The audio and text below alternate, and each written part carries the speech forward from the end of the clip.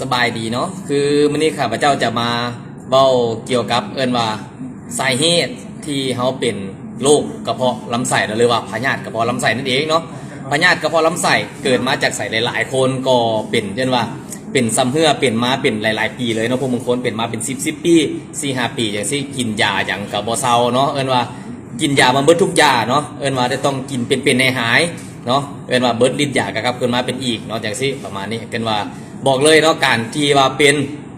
โรคกระเพาะลำไส้เนี่ยเราเป็นพยาธิกระเพาะลำไส้เพราะว่าจะเป็นอาการแสบร้อนอยู่ช่วงหน้าอกเนาะหรือว่าเจ็บจุกเสียดแน่นซอดไปใส่สันหลังประมาณนี้เอื้อมออกมามีกลิ่นเนาะว่าเบ้าเรามีกลิ่นปากอย่างนี้เนาะแล้วก็ห้อนตามลำคอเนาะอาการเรานี่ว่ามันเกิดจากข้างในเนาะมันเกิดจากข้างในเกิดจากพฤติกรรมการกินของเราเลยเป็นหลักๆเนาะก็คือพฤติกรรมการกินอันที่สองคนที่เป็นกระเพาะลำไส้เกิดมาจากว่าความเครียดเนาะว่าเกิดมาจากความเครียดว่านั่นเป็นกระเพาะประสาทเนาะฉะนั้นว่าในการดูแลและกับปินปัวแบบจากให้มันเซาถาวรหรือว่าดีถาวรประมาณนี้เนาะเขาก็จะมีสินค้าที่มานำเสนอบอกเลยสินค้า3ตัวนี้ว่าเป็นสินค้าที่นำเข้ามาจากประเทศสหรัฐอเมริกาเนาะโดยที่ผลิตจากโรงงานกามิเนกเอลซีได้มาตรฐานระดับโลกเนาะว่าเป็นโรงงานที่อันดับ2ของโลกเลยเนาะในนั้นก็จะมีตัววิดการ์ดเนาะวิดการ์ดตัวนี้ก็จะมาช่วยเฮ็ดให้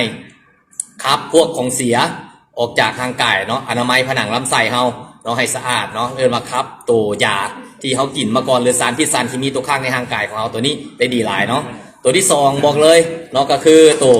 เซอร์นิตันเนาะเซอร์นิตันตัวนี้จะไปช่วยเสริมสร้างให้เม็ดเลือดขาวของเฮาแข็งแรงเนาะแก้อักเสบทางในได้ดีหลายเนาะตัวนี้บอกเลยเนาะตัวนี้เซอร์นิตันตัวนี้ช่วยในการแก้อักเสบอย่างเช่นว่าพวกบาดแผลในกระเพาะอาหารเนาะจุลังลำไส้มีปัญหาอย่างซี่คือตัวนี้จะช่วยได้ดีต่อมาก็คือตัวเวนทักเนาะเวนทักตัวนี้ว่าจะไปช่วยเพิ่มจุลินทรีย์เนาะหรือไปช่วยปรับระบบดูดซึมเฮ็ดให้ระบบดูดซึมของเขาดีขึ้นเนาะและก็ไปช่วยปรับระบบขับถ่ายของเขาได้ดีหลายเนาะคือ3ตัวนี้เมื่อออกฤทธิ์พร้อมกันเนาะบอกเลยกินแล้วจะช่วยเฮ็ดให้เฮาเซาเป็นปกติเซาถาวรเนาะปัญหาที่ว่าเป็นให้หายตัวนี้จะเบิดไปเนาะถ้าว่าท่านใดมีปัญหาเหล่านี้สนใจที่อยากจะดูแลเนาะเกี่ยวกับปัญหาเรื่องกระเพาะลำไส้ซ้ำเหื่อเป็นมาโดนกินอย่างกระเพาะเซาเนาะให้